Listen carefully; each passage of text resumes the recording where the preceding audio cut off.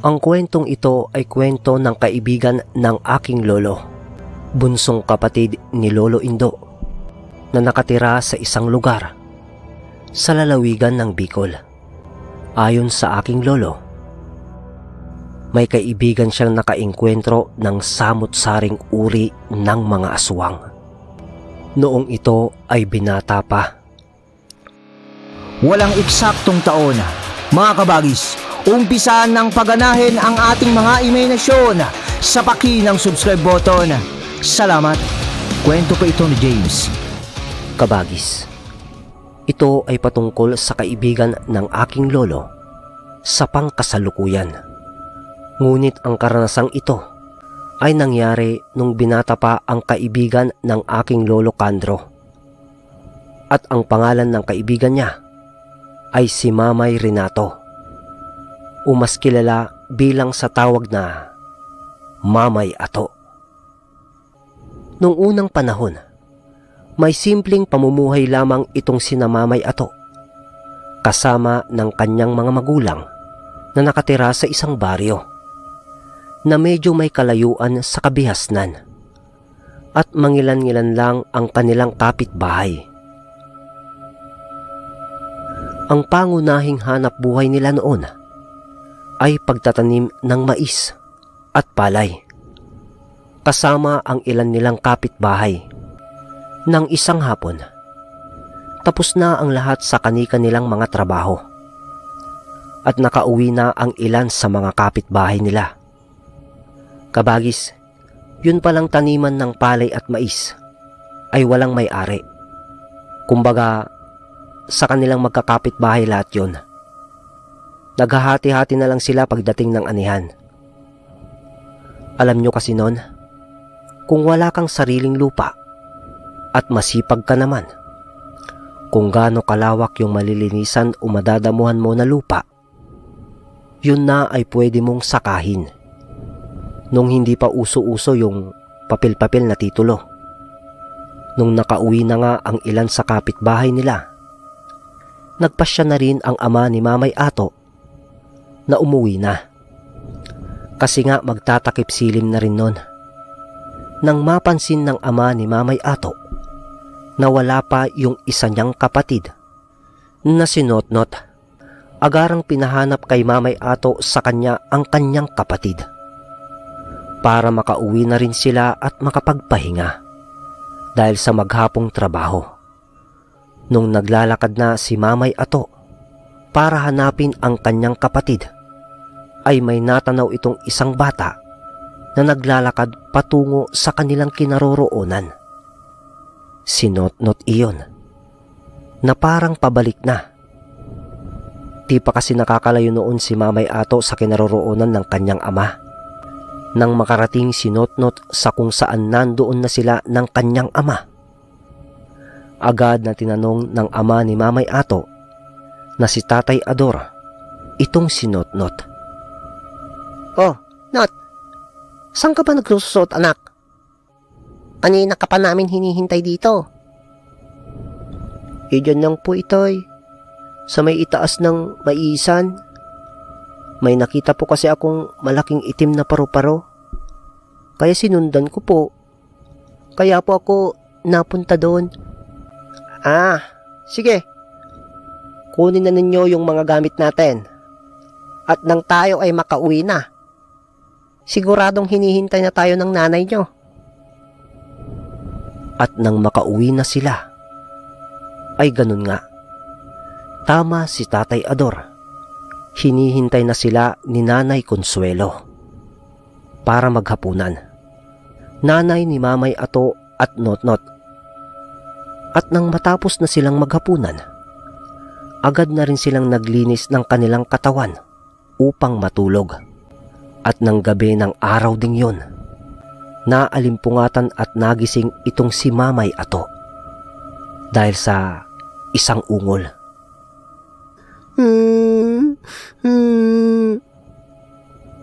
Si Notnot iyon. Magkasama kasi itong dalawang magkapatid sa iisang silid. At nang hahawakan ni Ato ang kanyang kapatid para gisingin, kasi parang binabangungot ito eh. 8 taong gulang pa lamang noon si Notnot at 19 anyos naman si Mamay Ato. At nung nahawakan na ni Mamay Ato si Notnot, medyo nagulat ito. Inaapoy ito ng lagnat. Agad na pinuntahan ni Mamay Ato ang kanilang mga magulang sa kabilang kwarto upang gisingin. Tay, Nay, si Notnot po, inaapoy ng lagnat. Gising ni Ato sa kanyang mga magulang. Gulat na bumangon si Tatay Ador at Nanay Consuelo para tignan ang kanilang anak na nilalagnat. Nako, Diyos ko, kung saan-saan kasi nagsususot tong batang to eh. Wika ni Tatay Ador. Agaran naman ginising ni Nanay Consuelo itong si Notnot. Not, salita ni Nanay Consuelo sa bata na medyo yinuyugyug niya ito upang gisingin. At nang sandaling nagising naman itong si Notnot.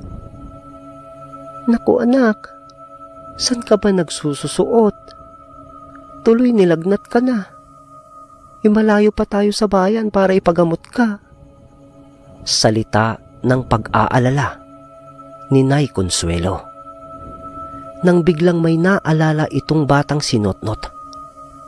Nung mga oras na sinusundan niya yung itim na paru-paro. Naalala niya to dahil sa nasambit din ng kanyang ina. Nang nagkwento itong si Notnot. Nay, Tay, pasensya na po kayo. Noon po kasing sinundan ko yung paru-paro, napunta po ako sa may itaas ng maisan. At nung andun na po ako, may nakita po akong matanda. At galit na galit po sa akin nung hinuli ko yung paru-parong itim. Kaya agad ko yung pinakawalan. Ngunit di na po yun makalipad nung binitiwang ko. Tas may sinabi po sa akin yung matanda.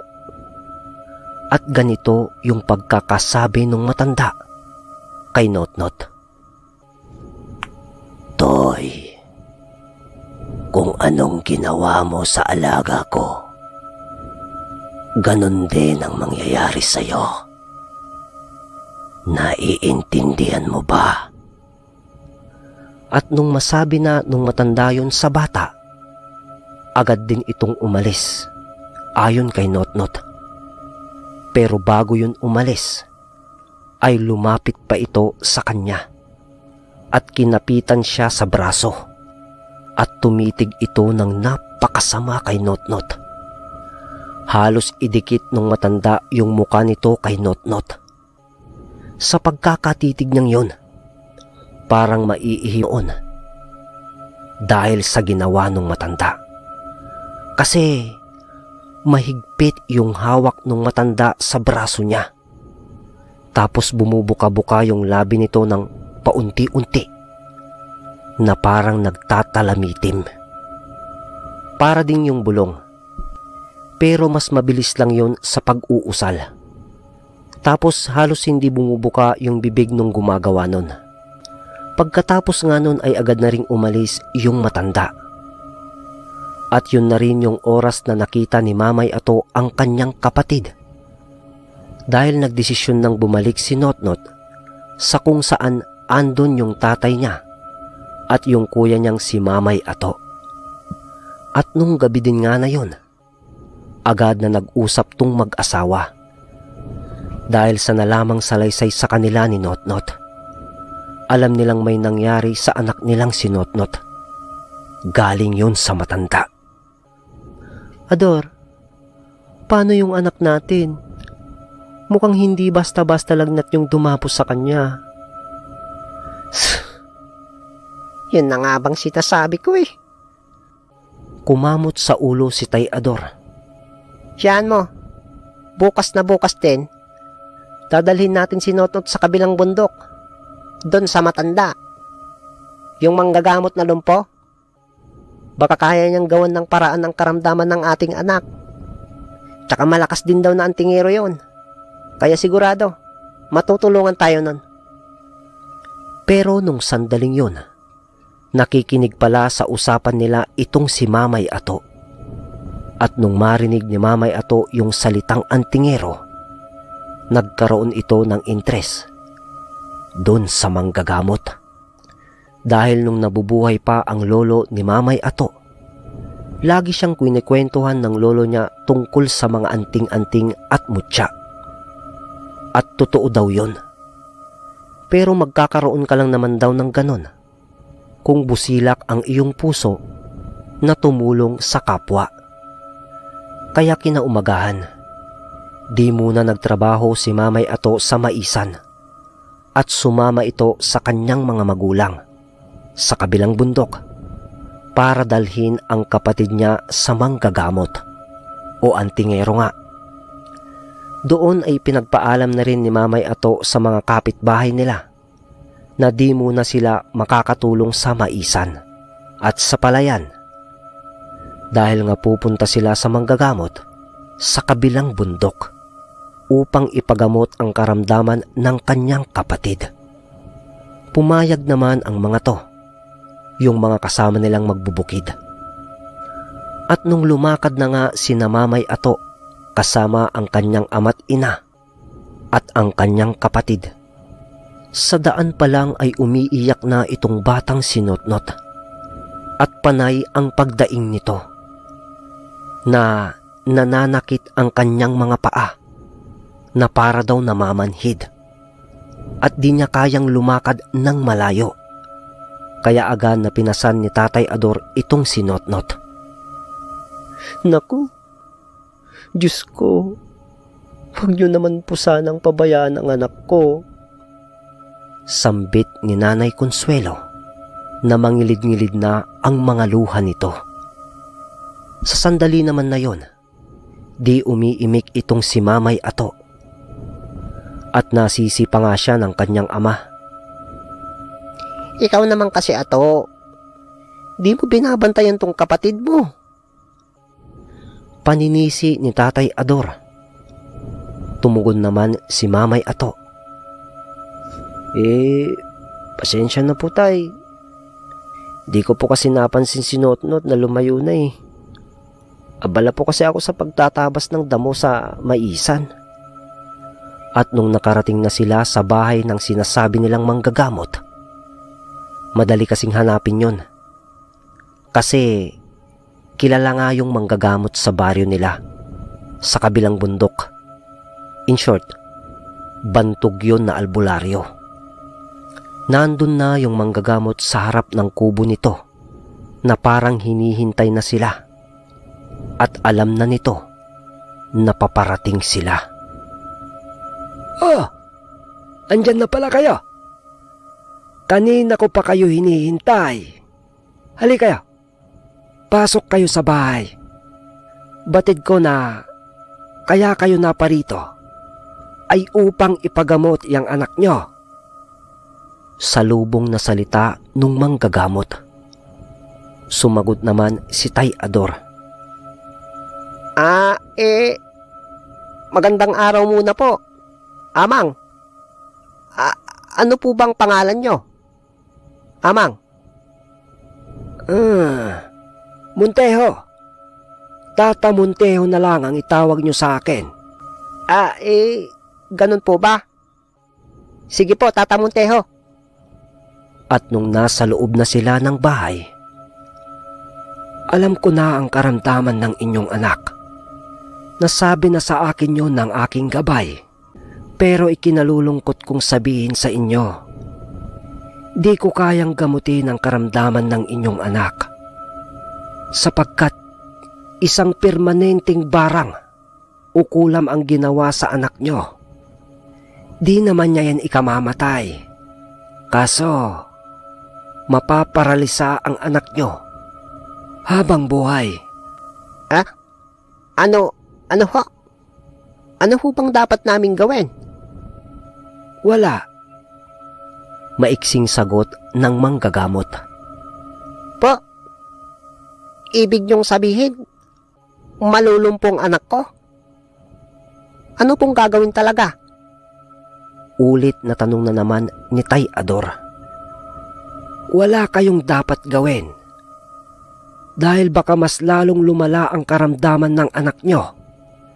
Tanging yung mambabarang, umangkukulam na siyang may gawa niyan, ang may kayang magpagaling sa kanya.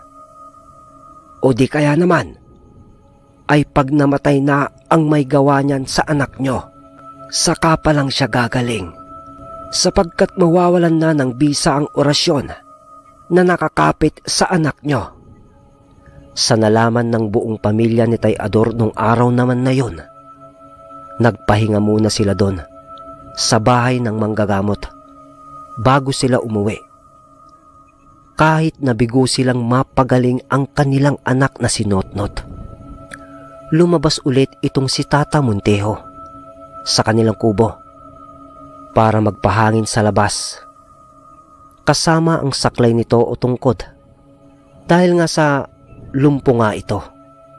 At doon naman ay sumunod itong si Mamay Ato kay Tata Montejo at tsaka niya kinausap si Tata Montejo.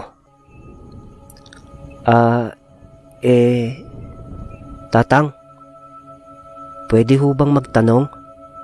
Ngumiti itong matanda kay Mamay Ato. Nagtatanong ka na, iho. Napakamot sa gilid ng pisngi niya itong si Mamay Ato. Sabay salita niya ng, totoo po ba yung mutya o anting-anting? Bakit mo naman naitanong, iho? Agad na sumagot itong si Mamay Ato. Wala naman po, tatang. Kasi ayon po sa lolo ko, totoo daw po yung mutya o anting-anting. Kung yung opinyon ko ang kailangan mo, iho, nang dahil sa ako'y manggagamot, masasabi kong, oo, iho, totoo ang mga bagay na yan. Teka, bakit ba gusto mong malaman yon, iho? Gusto ko po sanang magkaroon ng ganon at matuto na rin po ng panggagamot gaya nyo. Para kung sakaling may magkasakit sa baryo namin, ako na lang po ang gagamot. Isa pa, naawa po talaga ako sa kapatid ko Wika ni Mamay Ato. Iyo, hindi basta-basta ang magkaroon ng kaalaman na ganon. O yung mutya, o kahit yung agimat pa. Dahil may kaakibat itong layunin o tungkulin. Isa pa, tignan mo yung sarili mo, iho.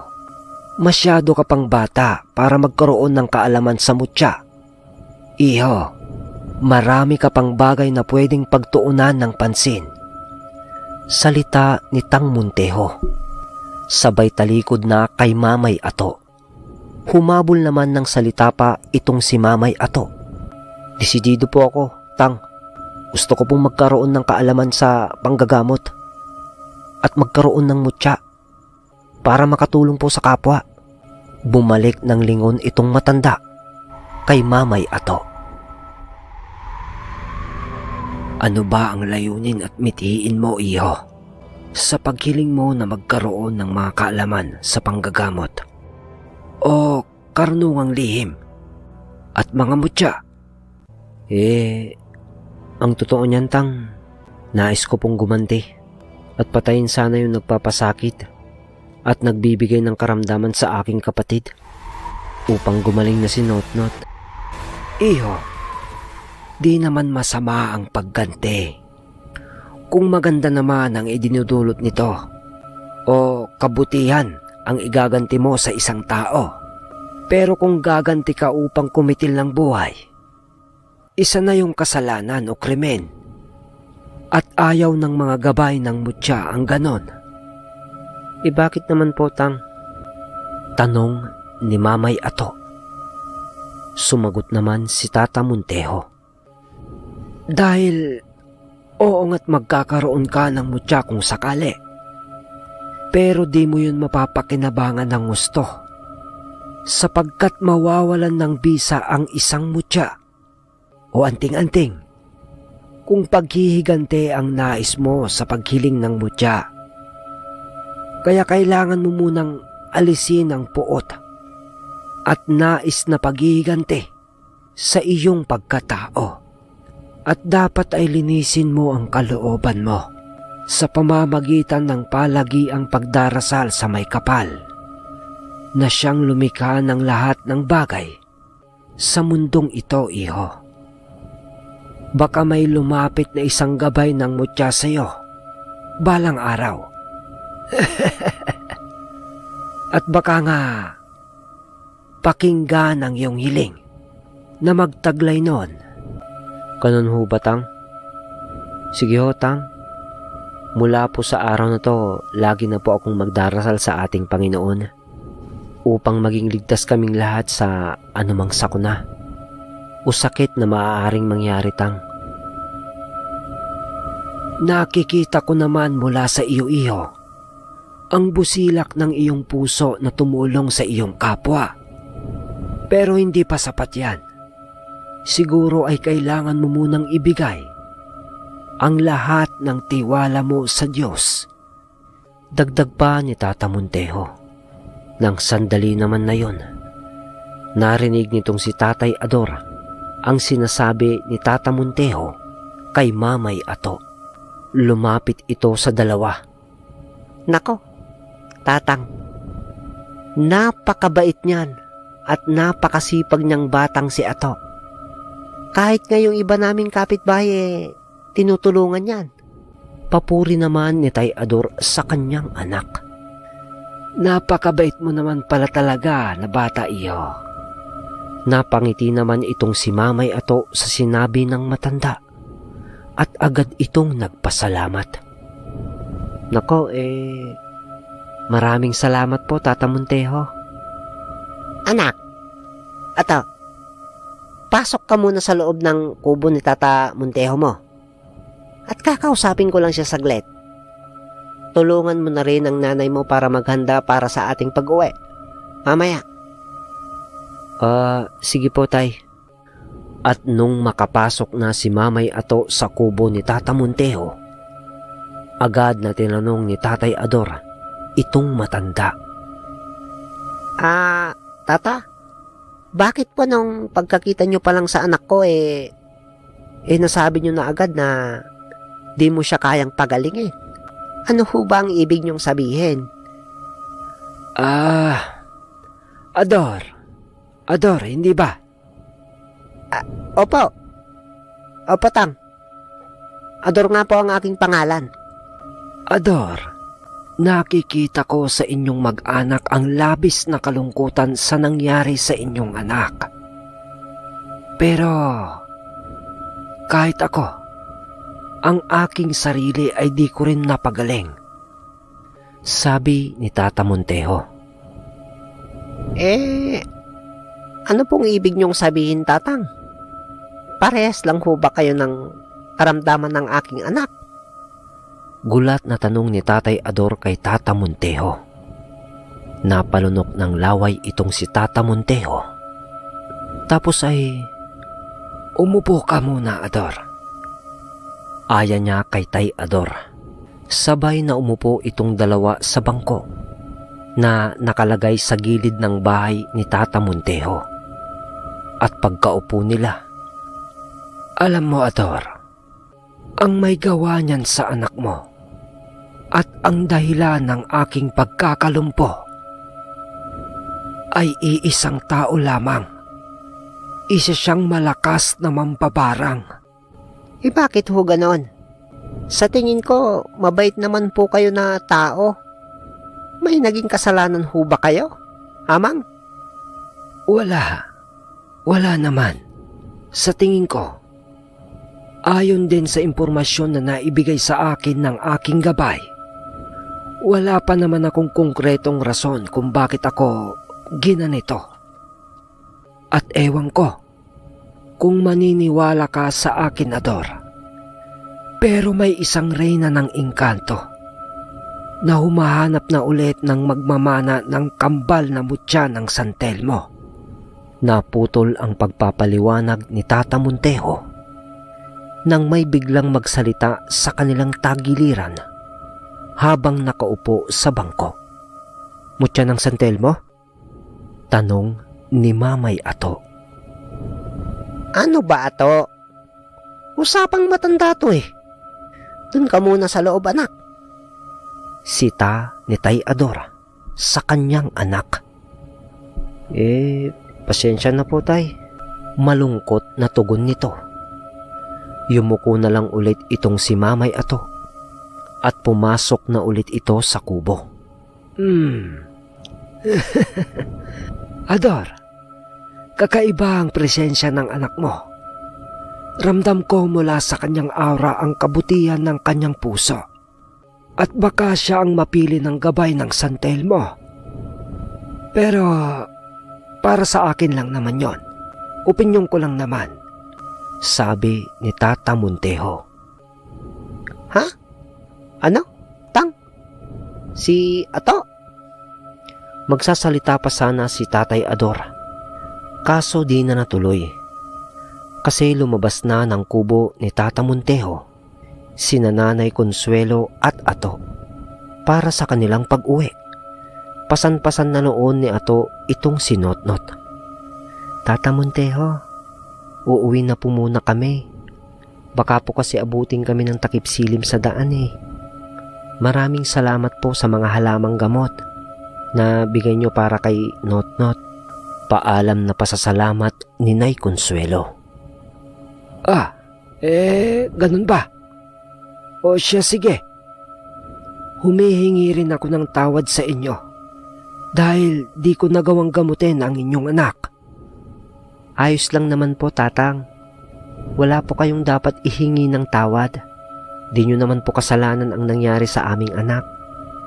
Sagot ni Nay Consuelo. Sige ho, Tang. Uwi na po muna kami. Maraming salamat po sa inyo. Paalam ni Tay Ador. Mag-iingat kayo, ha? Opo. Salamat po, Tatang. Ato. Anak. Akin na yung kapatid mo. Ako nang magpapasan sa kanya. Sige, Tay. Medyo mabigat din po kasi si Bunso eh. Takip silim na nang makarating ang mag-anak sa kanilang tahanan. Agad na nagluto itong si Nanay Consuelo para sa kanilang hapunan. Nang nagsalita itong batang si Notnot. Noy? Toy? Kuya? Pasensya na po kayo. Mahirap na nga po ang buhay natin. Naging pabigat pa ako sa inyo. Tumabi si Tay Ador kay Notnot. Sabay wika ng, Anak, di ka naging pabigat sa amin ng nanay at kuya mo. Huwag mong isipin yan, anak. Gagaling ka din. Ha? Sunod na nagsalita naman si Ato. Oo nga, Bunso. Huwag kang mag-alala. Gagawin lahat ni kuya para lang gumaling ka. Kahit ibuwis ko pa ang buhay ko. Para lang gumaling ka. Nak, ano yan? Anong ibibuwis yung buhay? Magrahan-rahan ka nga sa mga sinasabi mo. Kung sakali lang naman, Nay. Nasabi ko lang naman. Sabay kamot sa ulo ni Ato sa iwinika niyang ganon. At nang matapos ng magluto si Nanay Consuelo, agad na din silang kumain. At pagkatapos kumain, nagpahinga sila ng konti at agad na ring natulog. Kinagabihan nang si Ato ay nagtataka dahil napunta na lang bigla ito sa isang malawak na palayan at maisan. Inilibot niya ang tingin ng kanyang mga mata. Ngunit di niya makita ang bahay nila at bahay ng mga kapitbahay nila. Ngunit maraming tao ang nandun sa palayan at maisan. Pero parang hindi naman siya nakikita. At isa pang pinagtataka ni Mamay Ato. Bakit parang medyo madilim yung lugar? nagtatrabaho ang mga tao doon. Naglakad-lakad si Mamay Ato at napadpad ito sa malayo sa kalagitnaan ng maisan at palayan. Tas pagtingin niya sa palayan, may natanaw siyang isang liwanag na parang dulot ng isang apoy. Tas pagtingin niya sa maisan, may natanaw din siyang liwanag doon. Kaso parang isang malamig na liwanag yun, kasi bughaw ang kulay nito. Tapos nun ay napansin niyang parang lumalapit ito sa kanya. At pagtingin niya sa palayan, nakita niya na papalapit na rin sa kanya yung liwanag ng apoy. Yung unang nakita niya, di siya nakagalaw sa mga sandaling iyon. At nung nakalapit na sa kanya yung dalawang liwanag, nakita niya na parehong bolang apoy yun. Kaso nga lang yung isa ay asul yung kulay at yung isa ay pula. Yung pangkaraniwan lang. Mas nagkaroon siya ng interest dun sa bolang apoy na asul dahil nga sa kulay nito. Kaya nilapitan niya ito. Di naman yun umaalis sa kinalulutangang parte nun, yung bolang apoy. Imbis na matakot itong si Mamay, ay nahalina siya sa liwanag ng dalawang bolang apoy. Dahil sa kuryosidad, linapit ni Ato ang kanyang kamay sa asul na apoy, na para bang akmang hahawakan niya ito. Nung mailapit niya ng konti yung kamay niya, ramdam nito na malamig yung palibot nun. Parang may yelo sa paligid nun. Kaya ayon, itinuloy ni Ato na hawakan ito. Aray! Ang init! Napaso si Ato. Malamig yung palibot nun. Pero pag hinawakan pala, napakainit. Siyempre apoy nga, di ba? Nahumaling kasi si Ato sa kulay nun, kaya sinubukan niyang hawakan. Ang init talaga. Salita ni Ato na iniinda pa rin ang pagkakapaso niya sa kanyang kamay, habang panay ang ihip ni Ato sa kanyang palad. Biglang humangin ng napakalamig. Pagkatapos, Renato. May napakalamig na tinig ang sumambit sa pangalan na buo ni Renato. Tapos bigla na lang gumalaw yung dalawang magkaibang kulay na apoy. At nagpaikot-ikot ang dalawang bagay na yon, at lumikha sila ng maliit na ipo-ipo. Sa naipong hangin na umiikot na yon, kasama yung dalawang nagliliyab na apoy, ay bigla na lang lumitaw ang isang napakagandang babae. Napakakinis ng mukha nitong babae na halos kuminang iyon, kagaya ng kanyang kasuotan. Sa paglalarawan ni Ato, para yung barot saya na napakahaba nung laylayan nung saya, na nakalapag na yung ibang bahagi nito sa lupa. Tapos ang kulay ng damit ay kombinasyon ng dalawang kulay nung apoy. At parang nagsasaalab ang kulay nito na parang apoy. Hindi natakot naman noon si Mamay Ato sa nakita niyang kahiwagaan, dahil sa napakaamong mukha nung dilag. Nang nagwika yung babae ng, Renato, napagmasdan ko sa mahabang panahon ang iyong kabutihan bilang isang mortal na nilalang. Nais kong ipagkaloob sa iyo ang mutya na nananggaling pa sa mundo naming diwata at ikanto. Sumagot naman itong si Ato. Ganito pa yung pagkakasagot niya, ha? Binibini? Kaibigan, makakabuti ba sa aking pamilyang ibibigay nyo? Malugod ko po itong tatanggapin. Ano ho ba iyon? Ngumiti itong babae at tinugunan si Ato. Inosente. Napaka-inosenteng bata. Talagang ikaw nga ang karapat-dapat na tumanggap ng kambal na mutya ng apoy ng San Telmo. Dahil sa kabusilakan ng iyong puso, ay may mga nilalang o elemento sa mundong iyong ginagalawan na hahadlang sa iyong pag-usbong sa pamamagitan ng sakuna at panganib. At bilang tulong sa iyo, ipagkakaloob ko sa iyo ang isang pinakamalakas na mutya na galing pa sa aming mundo upang mapanatili mo ang kaligtasan ng iyong pamilya at nangangailangan pa ng iyong tulong. Renato, idipa mo ang iyong dalawang kamay at panatilihin mong nakabuka ang iyong palad na nakaharap sa langit. Sa bawat pagsasalita naman nung napakagandang babae ay sinusunod naman ito ni Ato.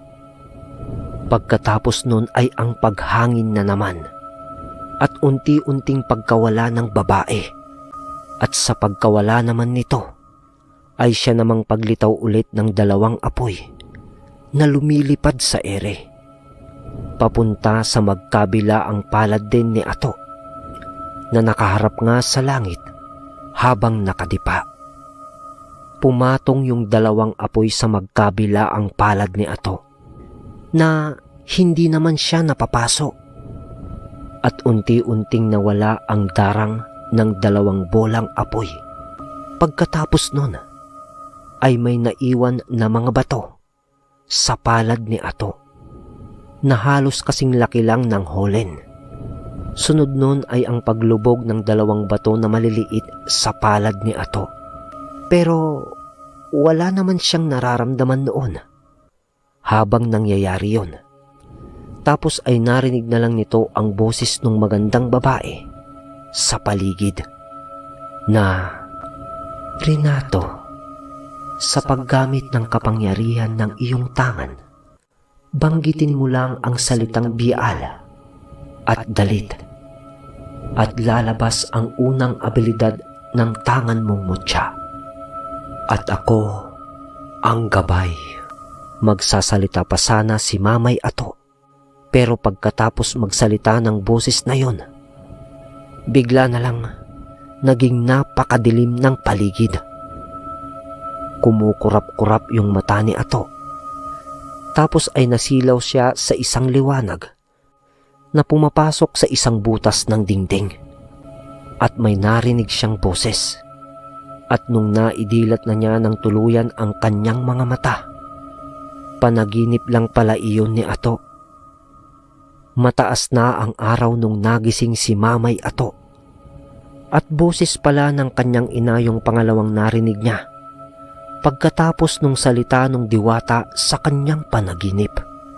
Oh, anak, kanina pa kita ginigising. Nauna na yung tatay mo sa maisan.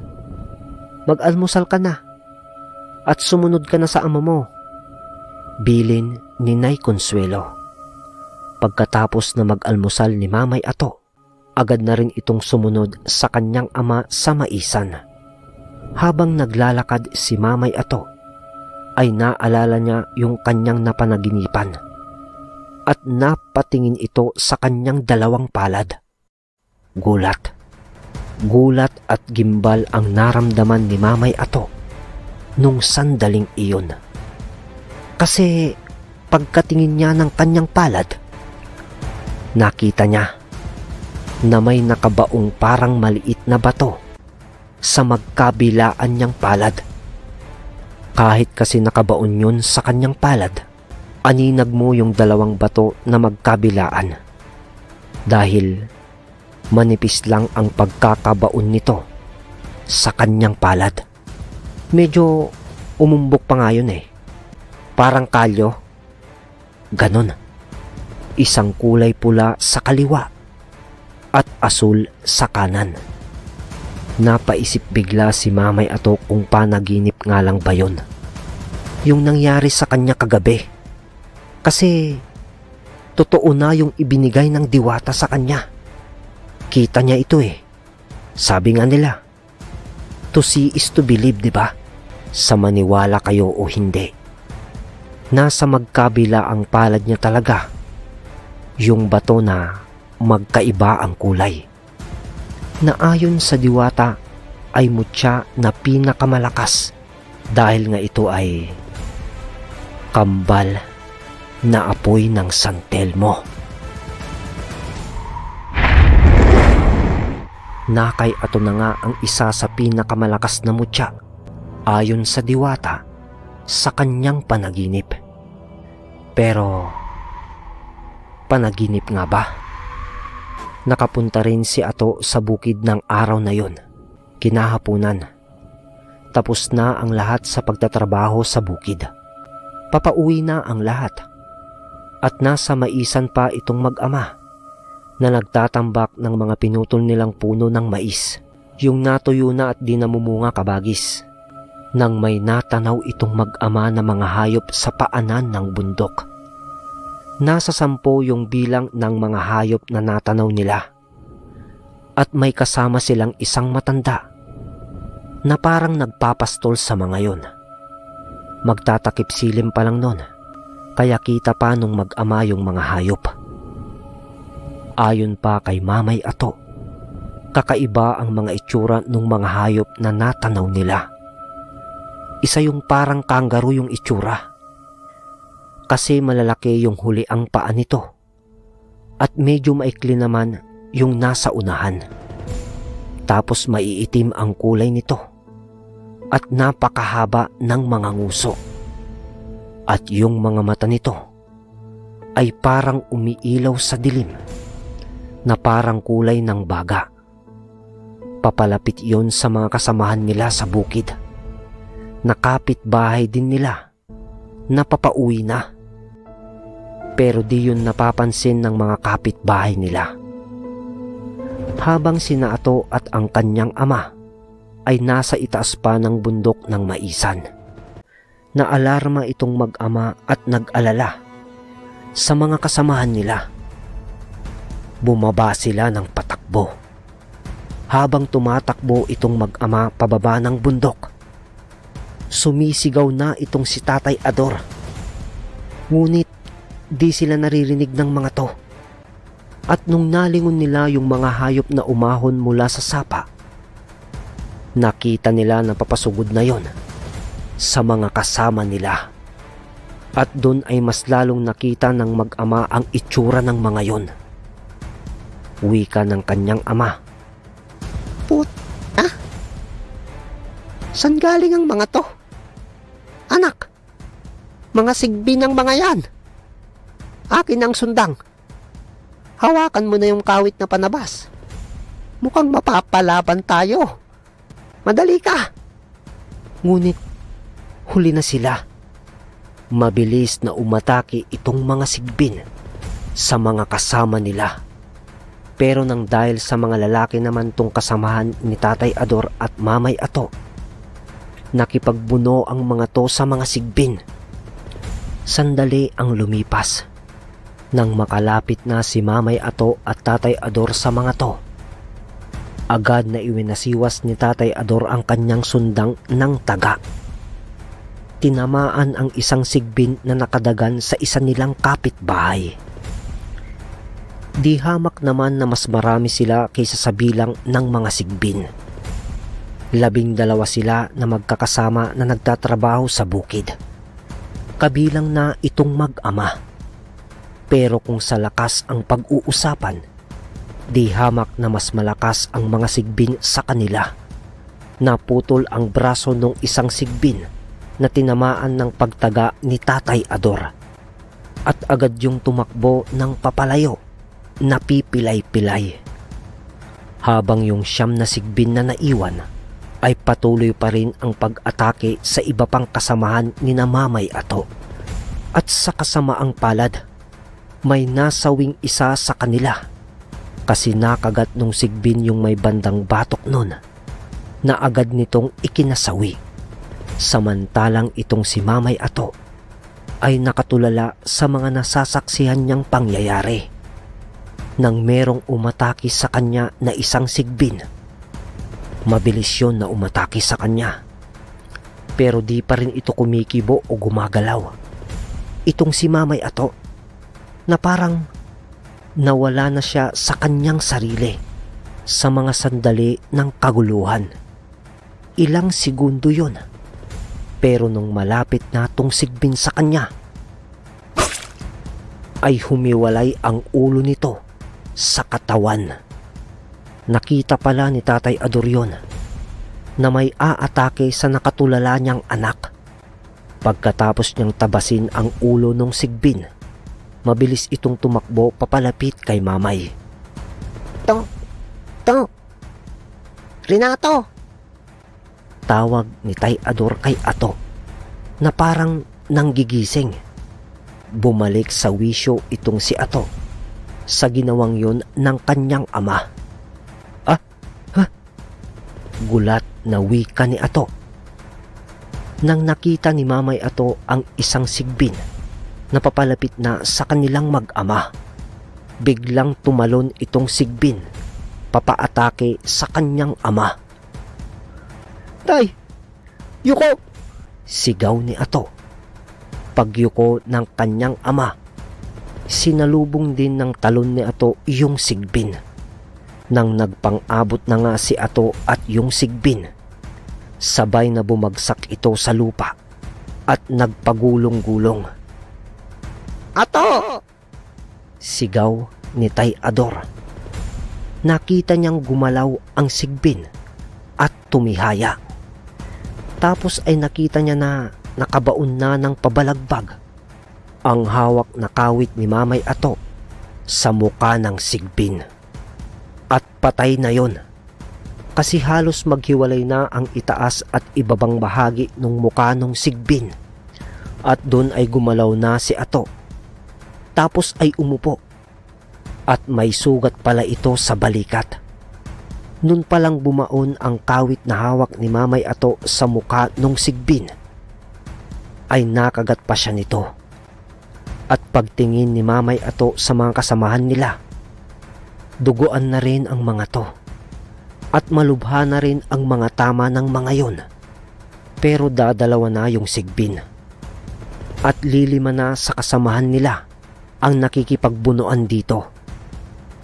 Kahit kasi patay na yung ibang sigbin at dadalawa na lang ang natitira, yung iba sa mga kasamahan nila Mamay Ato ay di na makagalaw dahil sa mga sugat na natamo ng mga yon.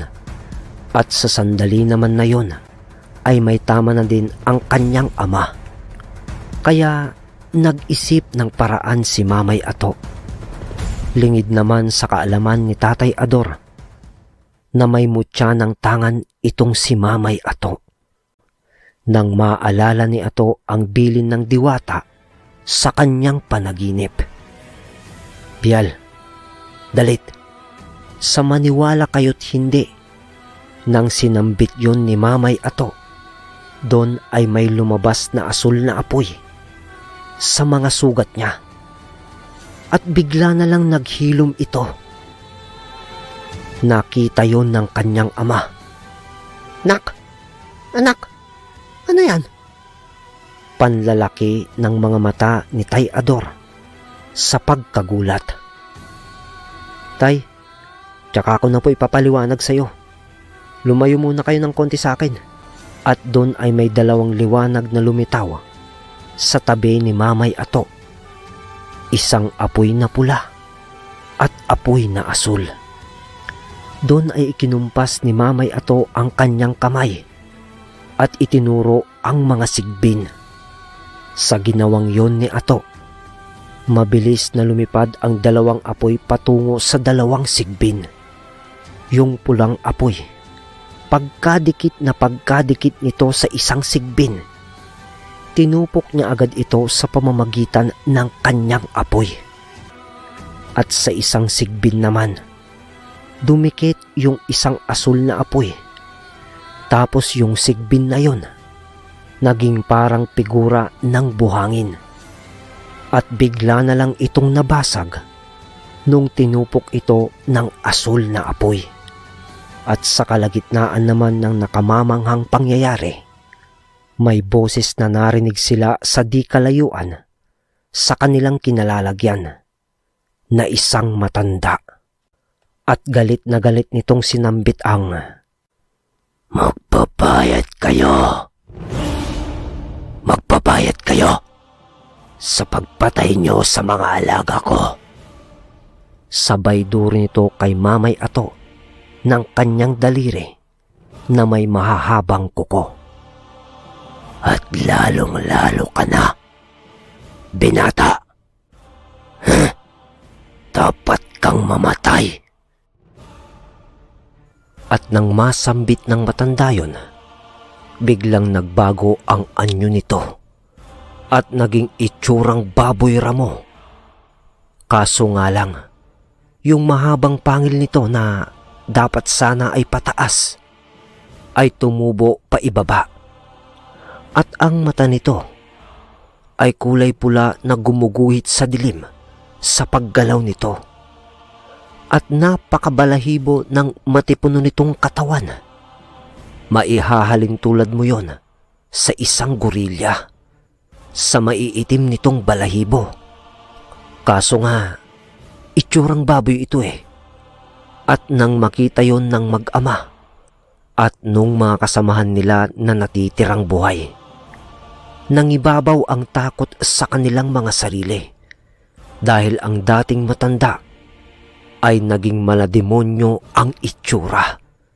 Sa pagkakataon naman na yon, doon ay may bumulong kay Mamay Ato na isang malamig na boses.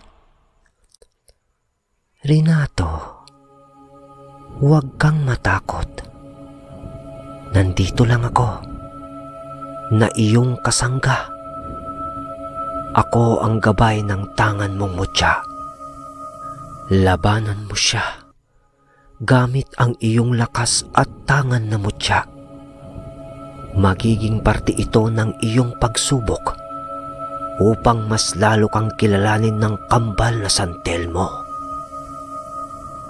Sa pagkatulala ni Ato sa bulong na yon sa kanyang tenga, bumalik ito sa wisyo na parang naalimpungatan at napatingin ito sa aswang na nasa harap nila. Di naman umiimik si Tatay Ador sa mga nasaksihan niyang kaganapan sa pagkagimbal at pagkamangha sa nakita niyang ginawa ni Mamay Ato. Di niya inakala na may tangan ng mutya ang kanyang anak. Nang biglang umatake itong aswang at mabilis na napatay ang isa sa mga kasamahan nila, kaya yung iba pilit nang tumakbo papalapit sa kung saan nakahimpil itong mag-ama. At nung napuno na ng galit itong si Mamay Ato, tinakbo niya yung aswang na matanda at doon ay sumugod din tong aswang.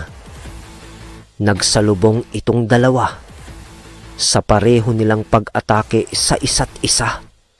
At doon ay naramdaman ni Mamay Ato na malakas tong aswang na matanda nang maitapon siya nito papalayo. Pero walang naramdaman kahit anong sakit itong si Mamay Ato.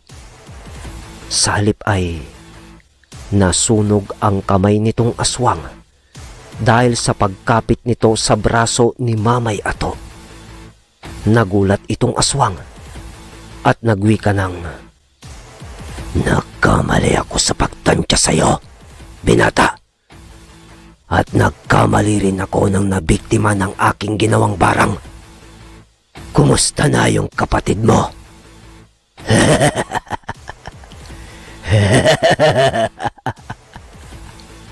Ramdam kong paralisado na siya. Ikaw pala ang napili ng diwata ng apoy ni Agne. Isang mambabarang na aswang ang matandang iyon. At Agni pala ang pangalan ng gabay ni Mamay Ato. Ayon doon sa aswang. At nanggaling na rin sa kanya mismo na siya pala ang dahilan kung bakit naparalisa si Notnot. Nang malaman ni Mamay Ato iyon, nangibabaw ang galit nito at nagwika ng, "Inaamin kong malakas ka, pero hindi sasapat yan kung apoy ang kalaban mo." Sa pagsambit ng ganun ni Ato, nanggagalaiti ito sa galit sa matandang aswang. Naghanda naman itong aswang para salagin ang gagawing atake ni Mamay Ato kasi di na ito masyadong makagalaw eh. Ramdam nito ang panghihina nang hawakan niya itong si Mamay Ato. At nung malapit na nga tong si Mamay Ato, biglang sambit niya ulit ng, "Bial, dalit." At doon ay muling lumabas ang dalawang bolang apoy. At sa pagkakataong iyon ay hinawakan niya to ng magkabila niyang kamay. Pula sa kaliwa, asul sa kanan. At doon ay sabay na itinira ni Mamay Ato yung dalawang bolang apoy sa aswang. At nung sasalagin na yon nung aswang, nagulat ito. Kasi alam niyang di niya kayang salagin yon. Kaya sumugot din ito ng isang atake. At lumundag pauna ng pasugod kay Mamay Ato. At doon naman ay iniamba nito ang matutulis niyang kuko kay Mamay Ato. Pero hindi yon umubra. Kasi nang nadikitan siya ng dalawang apoy na hawak ni Mamay Ato, kaagad siyang nilamon nito. Mabilis namang iniwasan ni Mamay Ato ang mga kuko nito. At pagbagsak nito sa lupa, di ito magkandamayaw sa paggulong sa lupa. At sa sandaling iyon, ay pinilit nitong aswang na gumalaw para makaupo. Dahil nga tinutupok na siya ng apoy. At nung nakaupo na to, umalulong ito.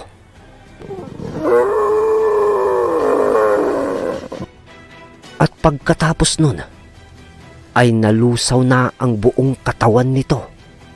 At ang tanging naiwan na lang ay ang abo nito at isang basag na perlas na itim. At pagkatapos ng pangyayaring yon, may kumaluskos sa may ibaba ng maisan. At sa di kalayuan ay nakita ni Ato ang isang sigbin na tumatakbo ng mabilis papalayo sa kanila. Kita niya yon kasi kahit hati pa yung buwan ay maliwanag naman yon hanggang sa nawala na yung sigbin sa paningin niya. Kasi mas inalala niya ang kanyang mga kasama, lalo na ang tatay niya.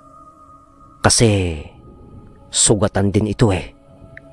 Kaso di niya mahawakan pa ang mga to. Kasi nga umaandar pa sa katawan niya ang kapangyarihan ng hawak niyang mutya. Kaya ikinalma niya ang kanyang sarili. Kaagad niyang nilapitan ang tatay niya at iba pa nilang kasama. Nanlumo naman si Tatay Ador nang makita niya ang iba niyang kasamahan na wala ng buhay. At yung iba ay sugatan pa. Ganon din si Mamay Ato. Sobrang kalungkutan ang bumalot sa kanya dahil sa di lang basta kapitbahay nila ang mga yun eh. Kaibigan nila ang mga yun at maituturing na rin na isang kapamilya ng mahabang panahon. At pagkatapos ng nangyari, agad na nilang hinakot yung mga bangkay ng mga kasamahan nilang namatay.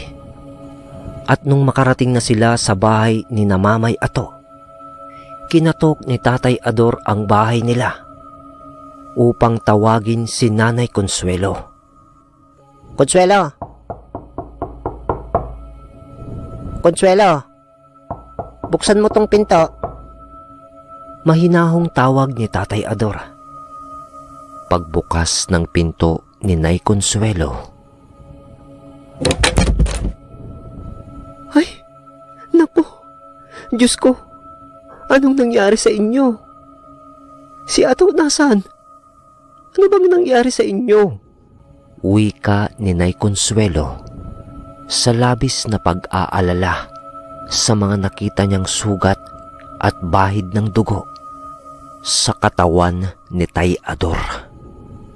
Andyan sa labas yung anak mo. Ayos lang si Ato. Kaso, maluhaluhang sambit ni Tatay Ador na hindi niya na naituloy. At doon ay lumabas na nag-aapura itong si Nanay Consuelo.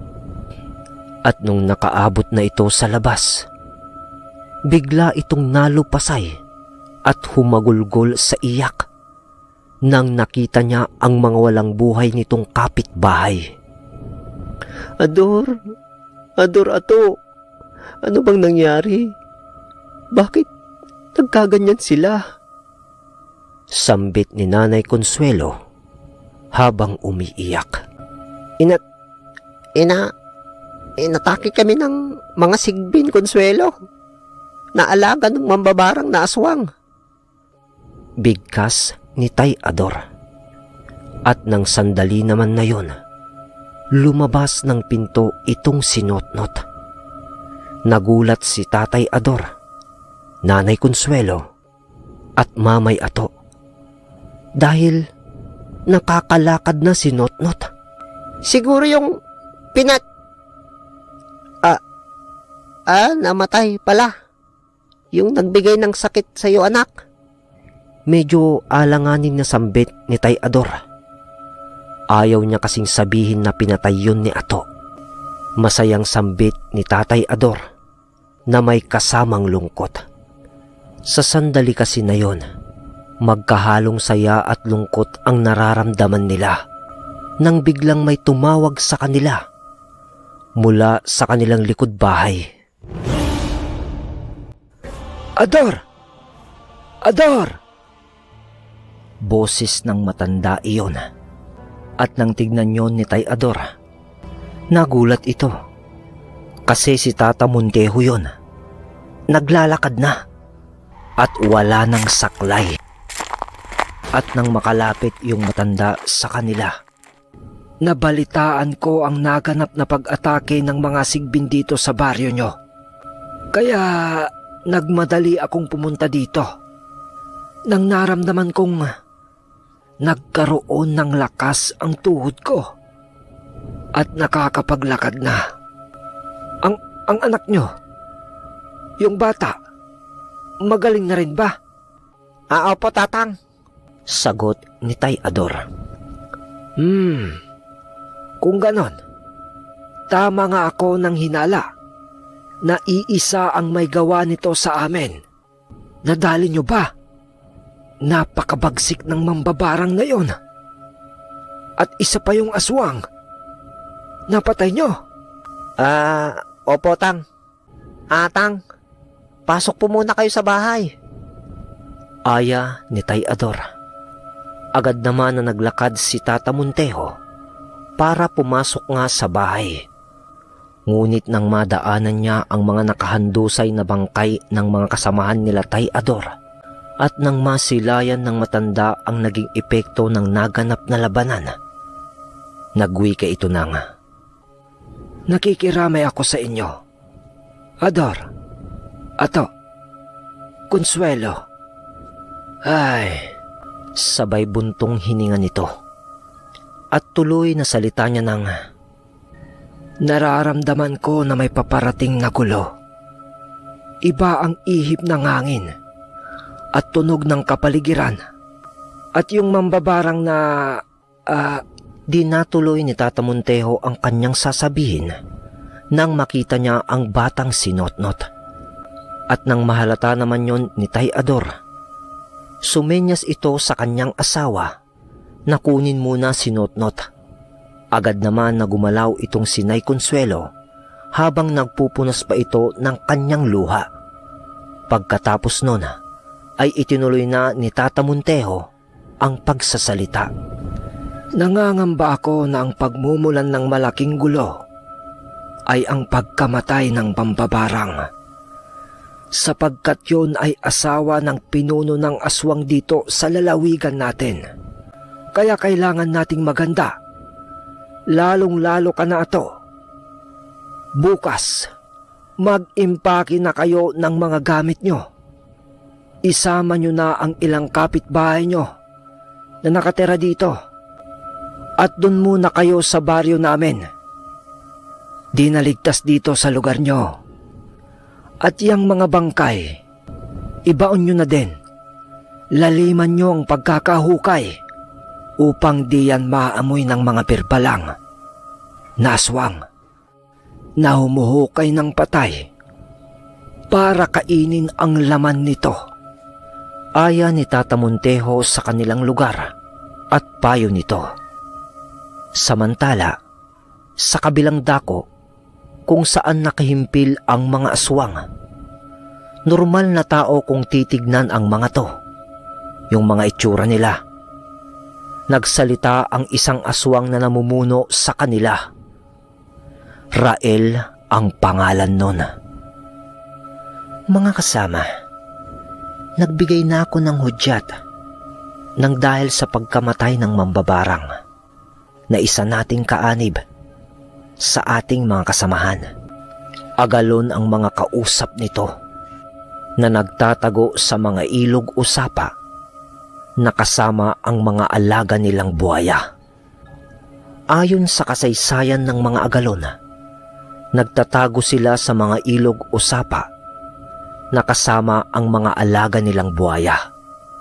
At kapag may isang tao na lumapit doon sa tubig at medyo napunta sa malalim, doon na aatake itong buhaya at hihilain yung biktima. Tapos ay doon na rin aatake ang mga agalon at tatakbo sa kanilang mga lungga at doon nila kakarnehin yung katawan ng biktima kasama ng alaga nila.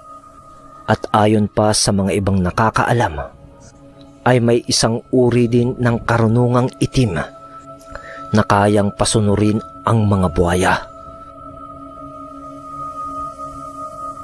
Balik tayo sa kwento.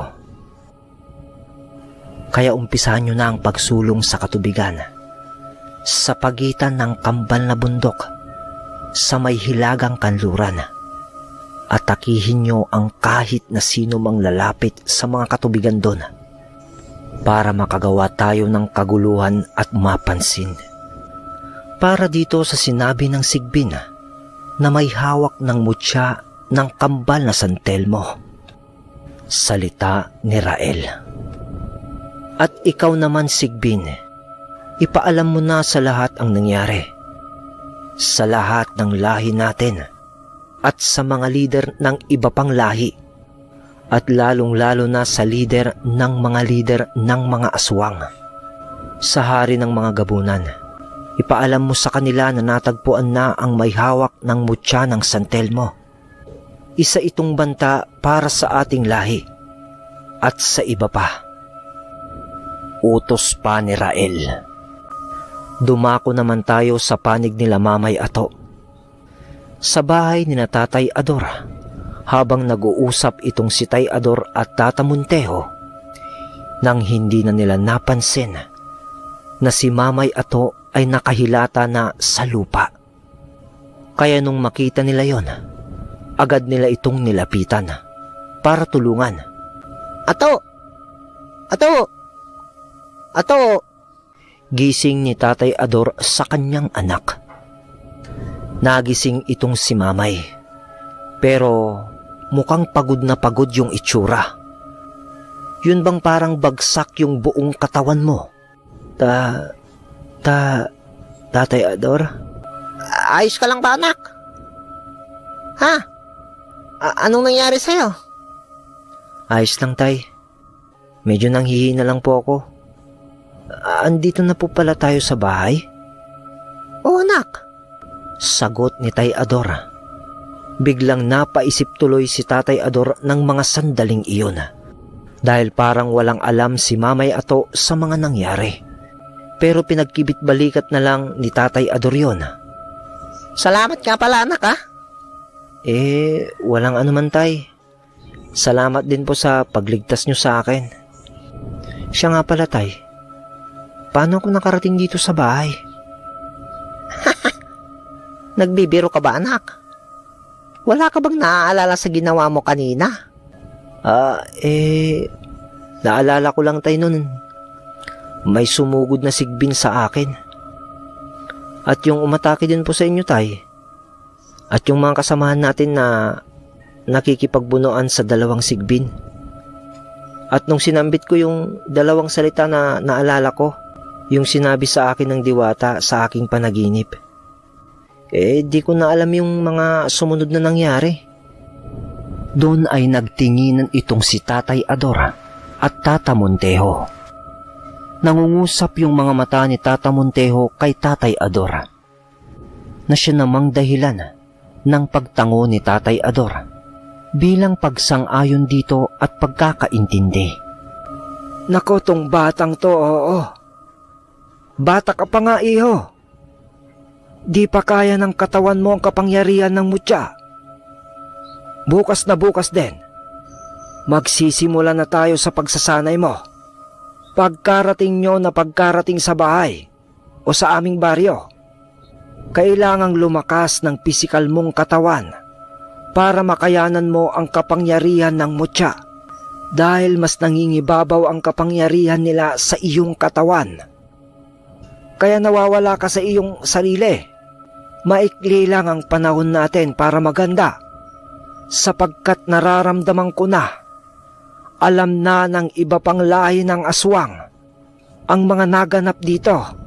May tenga ang lupa at nasa simoy ng hangin ang ugong ng balita. At siguradong alam na rin nila ang patungkol sa iyo, iho. Kaya ihanda nyo na lahat ang mahalagang gamit nyo at lumipat na kayo sa aming baryo. Bukas na bukas, pagkalibing nyo sa bangkay ng mga kasamahan nyo, sabi ni Tata Montejo. Kaya kinabukasan, pagkatapos nilang mailibing ang iba nilang kasamahan na namatay sa naganap na pagsalakay ng mga sigbin at mambabarang na aswang, ay agad na rin na lumipat sina Mamay Ato sa kabilang bundok sa lugar ni Tata Montejo. At ayon kay Tata Montejo, sa mga kabaryo niya, may mga ilan din doon na merong karunungan at karamihan doon ay nagtataglay ng tagabulag o sabulag. At ang maganda doon, magkakasama ang mga yon pati si Tata Montejo sa pagbulag sa mga masasamang elemento at sa mga aswang. Kaya panigurado, mainam ang manirahan doon dahil sa proteksyon nito. At nung nandoon na nga sila, habang nagkakape sila at kumakain ng mais na isinugba, isang istorya ang isinalaysay sa kanila ni Tata Montejo. Matagal na panahon na ang lumipas bago ulit ito nangyari, ang pag-atake ng mga aswang sa mga tao dahil sa pag-aalalang maubos ang lahi nila sa sandaling may magtaglay o merong magmay-ari ng mutya ng San Telmo. Alam mo ba ito, na ang nagmamay-ari dati ng mutya na hawak mo ay ang aking apong si Rael. Kaso nang mapatay ng mga aswang ang kanyang ama't ina, ay nangibabaw ang galit at puot nito sa kanyang sarili at binalot ng galit ang kanyang pagkatao. Kaya mag-isa niyang sinugod ang lungga ng mga aswang. Oo nga't napatay niya ang ibang aswang. Kaso iniwan siya ng kanyang mutya at gabay sa kadahilanang wala na to sa kanyang sarili. Sa madaling sabi, nabaliw na ito. At nang iwan ito ng kanyang mutya, ayon kay Agnay na gabay ng mutya, ay kinuha si Rael ng mga aswang. Ang matindi pa dito, mga gabunan ang kumuha sa aking apo. Kaya ang ipinangangamba ko na balang araw, makakaharap ko na ang aking apo. At habang nagkukwento si Tata Montejo, ay biglang nagtanong si Mamay Ato. Atang, bukod sa gabunan na sinasabi nyo, ang ibig nyong sabihin, may iba pa po bang aswang na pwede nating makaharap o makalaban? Marami sila, Ato. Nakaharap nyo na ang isa sa mga to. Mas mababang uri nga lang. At yun ay mga sigbin. May makakaharap pa kayo o may makakaharap pa tayo na ibang lahi. Ang mga agalon, sila ang mga umaatake sa mga tao mula sa tubig, kasama ng kanilang alagang buhaya. Ang bangkilan naman, isa sa pinaka-agresibong aswang pagdating sa kanilang mga bibiktimahin, at mapusok din sila sa mga sanggol. Mandurugo, isang uri ng aswang na lipad. Ang abwak, isang uri ng aswang na nag-aanyong bayawak o taong bayawak. Ang gabunan, isa sa pinakamalakas na uri ng aswang yon dito sa ating lugar. At sila ang namumuno sa lahat ng uri ng aswang dito sa ating lugar. At napaka-agresibo nila, at mas agresibo sila kaysa sa mga bangkilan. Maihahambing ang mga to sa mga balbal na aswang dahil humuhukay sila ng mga patay at kinukuha ang mga bangkay nito upang kainin. Habang nagkikwento naman tong si Tata Montejo, may biglang isang malakas na boses ang tumawag sa kanya mula sa ibaba ng bundok, at di nasakop yon ng tagabulag nila. Nang makita nila to, Tata Montejo! Tata Montejo! Jepoy! Mukhang nagmamadali ka. Ano bang nangyari? At tumatakbo ka pa? At bakit umiiyak ka din? Huwag mong sabihing pinalo ka na naman ng iyong asawa. at nang nagsalita itong si Jepoy habang humahangos pa at umiiyak.